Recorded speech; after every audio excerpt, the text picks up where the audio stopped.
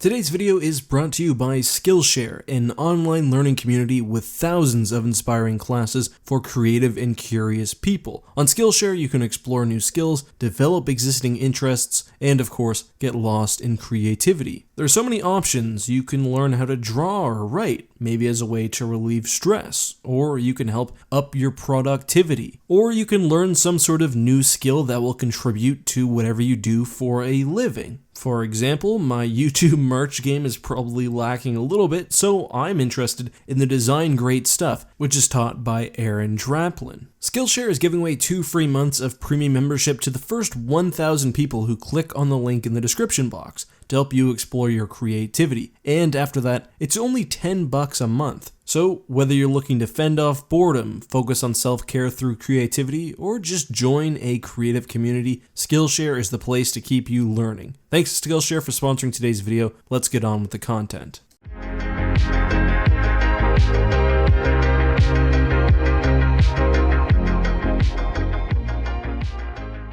So before we begin, today's episode will contain spoilers for Season 7 of The Clone Wars, and especially Season 7 Episode 9, which was the beginning of the Siege of Mandalore arc, which will end off the television show. In the final weeks of the Clone Wars, the Outer Rim siege is waged, as the Republic struck against the Confederacy on a variety of fronts. Elsewhere, Darth Maul has escaped his capture by Sidious and reasserted his control over Mandalore, with Prime Minister Almec serving as a puppet leader for the planet. This change of power caused a massive split within the Mandalorian militant group Death Watch, with one portion remaining loyal to Maul and Prime Minister Almec, but another portion, led by Bo-Katan, retreating and forming an active resistance group. Bo-Katan has partnered with former Jedi and Padawan to Anakin Skywalker, Ahsoka Tano, to kill Maul, who has been tracked down to the Mandalorian city of Sundari. This is a very important opportunity because Darth Maul is extremely elusive, and this is seen as a chance to take Mandalore back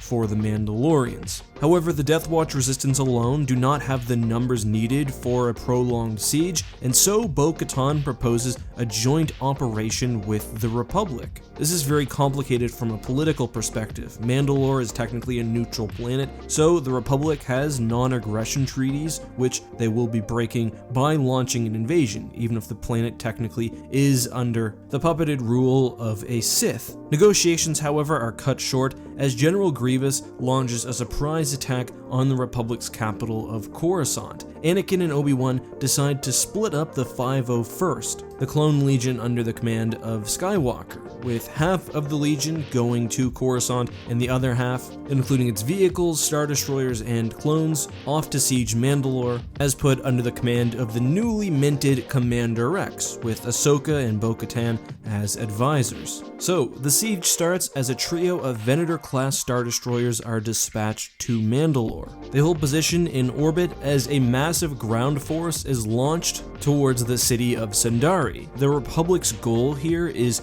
to make sure that no one leaves the city, while also trying to kill or capture Maul and oust the Mandalorian government and its remaining Death Watch defenders. It should be noted here that most of the defenders for the city are actually Death Watch. The Mandalorian government under Duchess Satine had been largely anti-militant, so there's not the huge military that you might expect, especially given losses during the Mandalorian Civil War. On the ground, Gar Saxon coordinates the Mandalorian defense, while the invaders are led by Ahsoka, Commander Rex, and various Mandalorians, including most notably Bo-Katan. The Republic invasion is actually pretty simple from a tactical perspective. A large quantity of gunships carrying both troops and heavy armor are escorted by Mandalorian Gauntlet starfighters, with the simple goal of establishing a landing zone and moving into the city. The point they pick is called the Docks. It seems to be wide enough to land troops, and it's one of the major, if not the only, ways in and out of the city.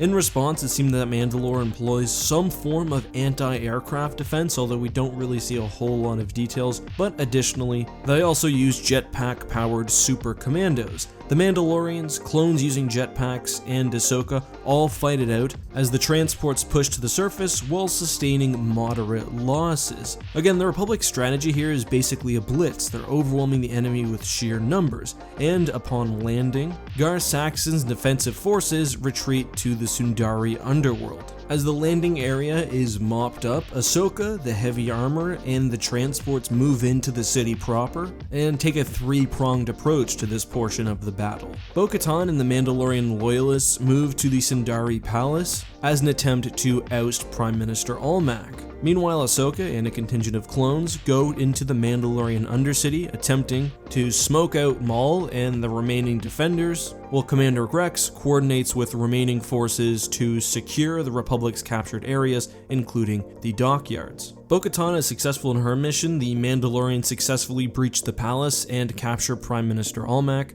Commander Rex's mission is still ongoing as this episode ends, but the Mandalorian defenders use their better knowledge of the tunnels under Sundari to eliminate Ahsoka's clone escort and to capture the ex-Jedi, who is then confronted by Maul. And it's revealed that this whole plan, the invasion of Mandalore, was basically created as a means for Maul to capture Kenobi. However, while the Republic played into his hand, they sent the wrong Jedi. And that's where this battle ends. So, what did the Republic and Mandalore do wrong here? It seems that Mandalore basically played their cards right, since they wanted the invasion to happen and they wanted the Jedi to follow them into the sewers. However, the Republic, while successful, at least from some respects, could have mounted their invasion a little bit better. First off, we've seen time and time again that LAT gunships are very, very vulnerable, especially when they're carrying large armor. I think a much better strategy for the landing would have been to have the Mandalorian fighters move in advance and try to clear out any anti-air assets. And the gauntlets are actually fairly large, so I think the Republic also could have thrown in maybe some V-wings, basically some very fast fighters to try to break through whatever defensive measures exist already and soften up the landing zone, because this is a very, very hot landing. And I mean, even in the current strategy, the fighters don't really do anything, and they could have been better used on the offensive, trying to push the Mandalorians back so they can't just fire willy-nilly at the transports. I'm also questioning some of the vehicles brought to this battle. I think the AT-TE is a great walker, but is it really great for this situation? At Sundari, there will be lots of urban warfare, tight corners. I don't think a boxy walker is necessarily the main offensive instrument you should choose for your invasion. Something like AT-RTs, for example, would be a better choice. What's more, given the circumstances of the drop, they probably could have done something like an Umbara-style AT-RT deployment, where the assets are basically immediately ready for use. Otherwise, I think hover tanks or other vehicles would serve a better purpose, but it certainly doesn't hurt to have some heavy armor.